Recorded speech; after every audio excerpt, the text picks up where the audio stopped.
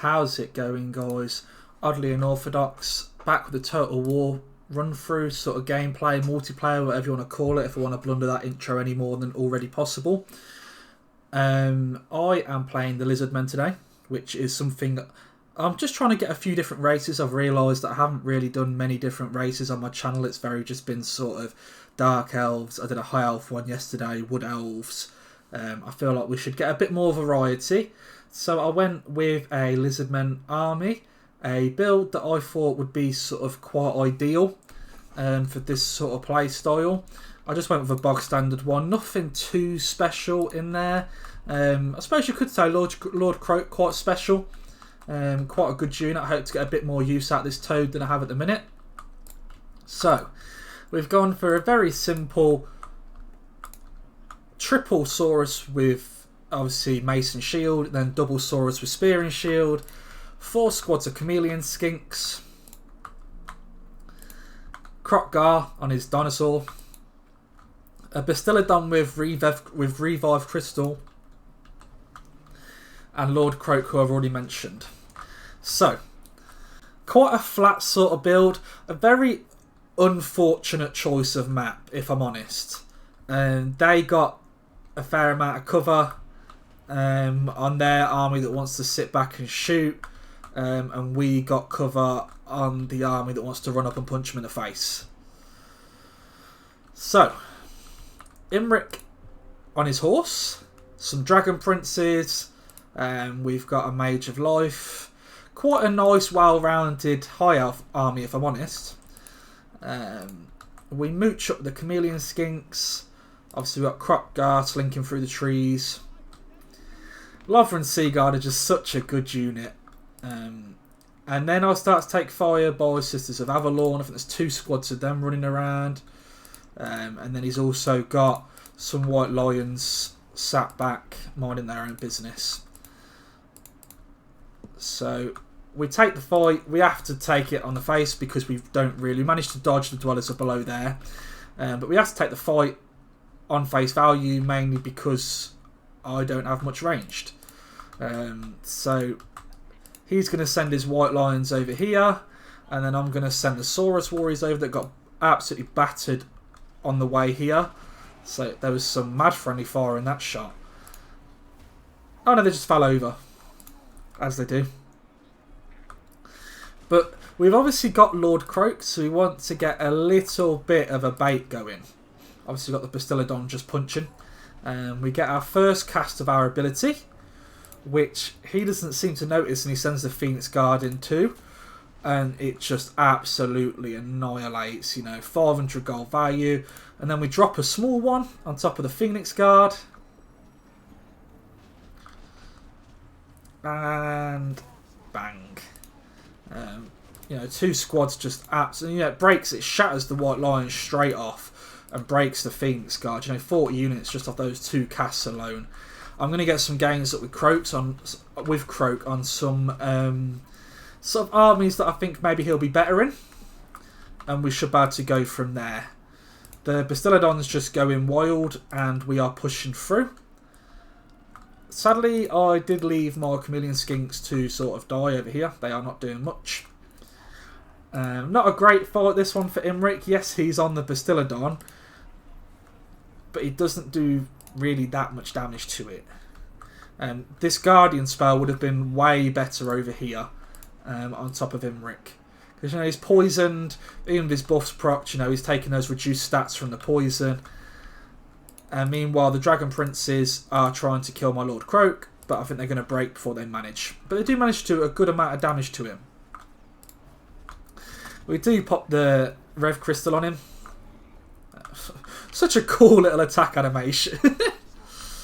And then we get another spell cast here, but he seems to get the majority out of the way of it. We will catch the Lothran Seaguard.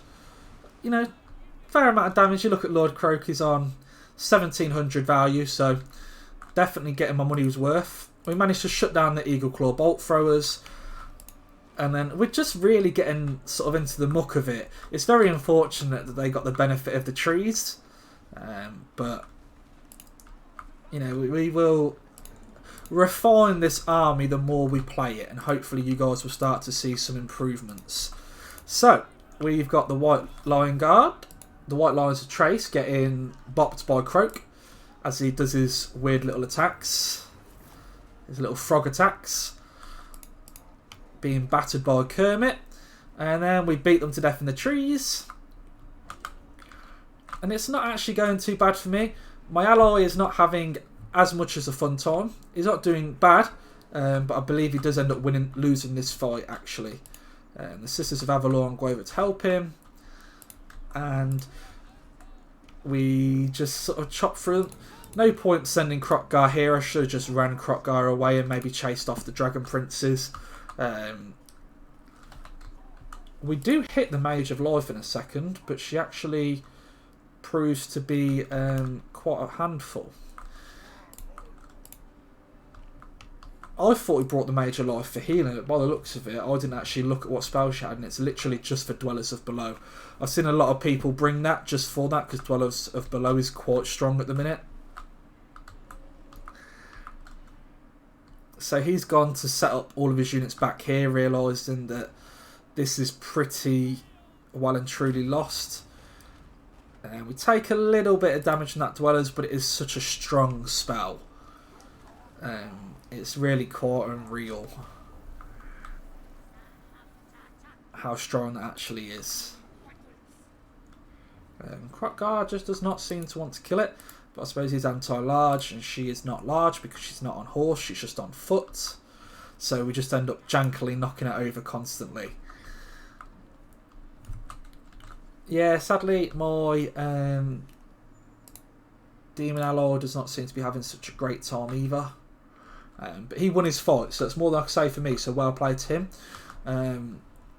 We move up, and now, you know, we're ending sort of near the end of it here. They've got a bit more units than we have. Krokgar's just not killing that mage. The thing's just running and just getting knocked over, being saved. We drop the shield, because obviously the charge from the Dragon Princes. And then I should never have brought Lord Croak this far up, because it does just get focus fired to death now. I move up hoping I can get a cast off, but I accidentally mispress and cancel my cast there, as you see. And while Lord Croak is good and it does a lot of damage, it's quite hard to hit because it's a long wind up. You've got to hope they're focused with something else. Now, a target that Lord Croak can actually put a large amount of work on is the Imric. He obviously catches me with another Dwellers. Such a strong spell. I really need to be careful of that in the future. But, you know, before Croak dies, we do catch him with another one of those. But sadly, it doesn't actually kill that many of them. I don't think it kills any of them. It just really weakens them. Bit of a sad situation, that one. But, you know, that can't be helped. Imric tooting his horn. And at this point, I know I'm running a bit slim on units. So I decide I want to break off Imric. But in all fairness, there's still a lot of squads that I'm going to struggle to deal with. And the Sisters of Avalon have got a lot of ammo. But we do take a small trophy in the fact that we managed to take out Imric.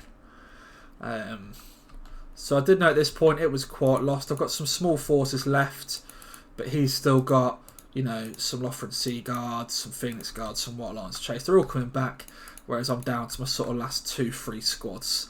So we make sure that Imric's not going to come back, because that is not what we want. And then the next move is we decide that, you know what, I want 2 trophies. Let's go see if I can deal with old Archon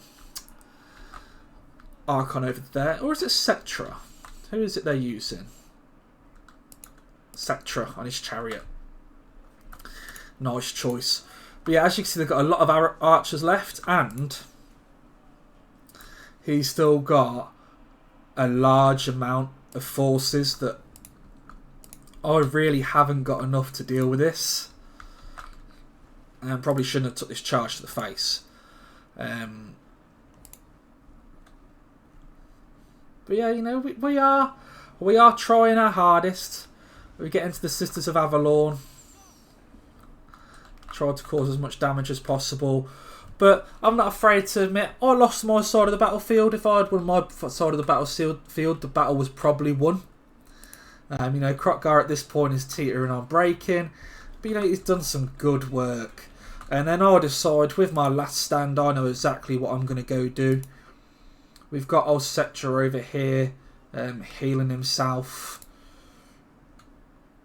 We pop that to increase our leadership. Realising that this is probably well and truly done.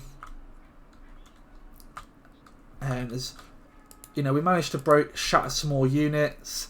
But I mean, it might have been possible if I tried to get Krotgar to go into the Sisters of Avalon with the Chameleon Skinks running in. It may have been possible that over there, but he had another Dwellers sitting and waiting. That's literally all they bring the Mage of Life for, is just to sit and spam Dwellers. You know, you're seeing it's got quite a bit of value purely because it just hits Dwellers constantly. But for those that didn't see, we did manage to take out Setcher on his chariot. We'll use our last Hands of the God ability, I believe, to do it. And that guy is running rather fast too. But thank you very much, guys. That was my first Lizardman game in multiplayer. So probably not the best experience to show you, but I always believe in showing you a starting point. So let's have a look how sort of values are. Chameleon Skinks are used poorly, so do not expect high value off these. Yeah, not great. Not bad on that squad, to be fair, on the Saurus Warriors. That Saurus did well. Saurus did okay. That one not so great. This guy didn't really do as much as I hoped. Croak did a lot. Really think I could bring a real good army. If I got rid of maybe the Bastillodon a bit more range, maybe some Basilisks, something like that, maybe some Razordons. And Krotgar, obviously, putting in the work. Right, this has been Oddly Unorthodox. You know, if you like the video, you're enjoying it, make sure hit a like, subscribe, drop a comment, ask questions. I'll catch you tomorrow on the next one.